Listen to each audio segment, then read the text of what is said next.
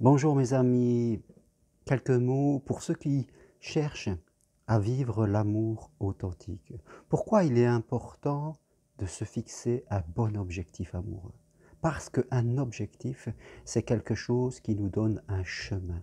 Parce qu'un objectif, c'est quelque chose qui rassemble notre énergie et qui nous donne une direction.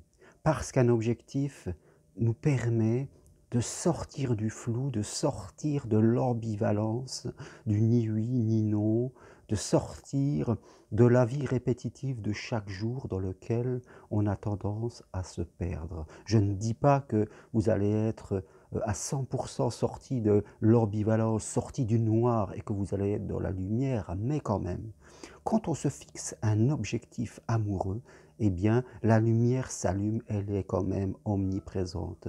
Alors, il faut avoir un bon objectif amoureux. Et je dirais que pour moi, il est assez simple, je vais vous le dire. Si vous êtes célibataire, veuf, divorcé, eh bien, c'est vouloir rencontrer quelqu'un que vous aimez, qui vous aime, qui est libre et qui a envie de construire un bonheur à deux avec vous, dans le respect de l'identité de chacun.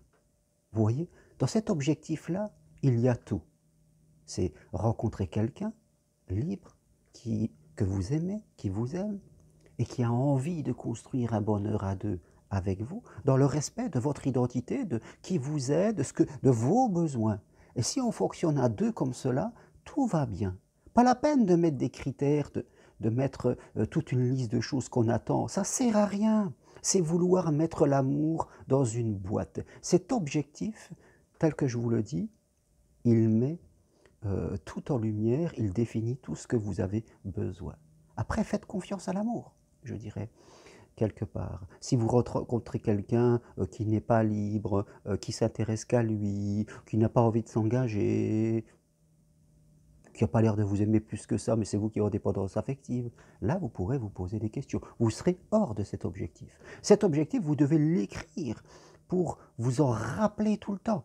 Vous devez même y afficher des photos pour que votre conscient et votre inconscient, je dirais, l'intègrent et en fasse votre direction de vie. Non pas que vous allez penser à ça toute la journée. Une fois que l'objectif est défini, il est dans votre tête. Il vous pilote toute, je dirais, la journée, toutes les semaines. Donc posez-vous cette question et faites ce travail, affichez tout cela. C'est important, c'est la loi d'attraction, la loi de la matérialisation.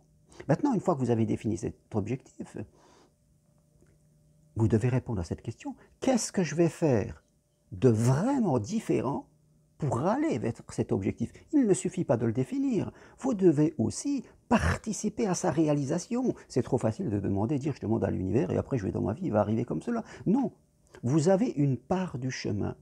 Si votre manière de vivre et de penser vous a emmené là où vous êtes aujourd'hui, ce n'est pas en faisant plus de la même chose que vous aurez un résultat différent.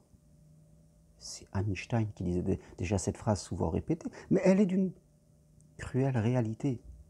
Posez-vous cette question, qu'est-ce que je vais faire de vraiment différent pour aller vers cet objectif? J'appuie sur les mots, mes amis, de vraiment différent. Beaucoup de gens ont tendance à dire ah je fais des choses différentes, mais quand on y regarde plus près, c'est à peine. Elles restent vraiment dans leur zone proche de leur zone de confort. C'est vraiment des broutilles qu'elles font. Non, vous devez faire des choses vraiment différentes. Si vous n'avez pas l'habitude de sortir seul, vous sortez seul. Vous allez dans des endroits, vous allez loisirs, sportifs, vous dites oui à toutes les propositions de la vie, vous apprenez à utiliser les sites internet parce que c'est un super outil. Et là, vous allez faire votre part du chemin. Vous allez traverser vos peurs, vous les regardez en face de vous. Vous comprenez? Donc, voilà. Première question, est-ce que mon objectif est OK? Je vous en ai donné un. Deuxième question, qu'est-ce que je vais faire de vraiment différent pour faire ma part du chemin, ne pas être juste là en train d'attendre passivement pour construire et aller vers l'amour que je veux. Voilà. Une fois que vous avez mis en place, là ça commencera à aller mieux. Bien sûr, vous devez prendre conscience de vos fragilités. Est-ce que vous avez des problèmes relationnels avec les autres? Vous manquez de confiance, vous avez tendance à être trop méfiant, à tendance à être trop gentil, trop effacé. Si vous avez l'impression que Il y a ces comportements en vous qui proviennent de peur, de blessures. Donc celui qui est trop gentil, qui a peur d'être pas assez aimé, celui qui a peur d'être trompé, qui est trop méfiant, celui qui a peur d'être rejeté, qui reste complètement effacé. Si vous sentez que vous êtes là-dedans, ça veut dire qu'il y a un travail préparatoire à faire, préalable, et que de façon directe, l'amour authentique que vous cherchez n'est pas accessible pour vous. Parce que si vous êtes poussé par ces blessures, vous risquez de rencontrer des gens qui vont venir appuyer là-dessus. Donc peut-être il va falloir faire quelque chose avant cela. D'accord? Mais une fois que vous irez mieux de ce côté-là, là vous pourrez définir cet objectif et aller vraiment dans des choses complètement différentes. Voilà ce que je peux partager avec vous aujourd'hui. Je vous dis merci et puis à très bientôt. Au revoir. Et si vous aimez cette vidéo, appuyez sur j'aime. Bye.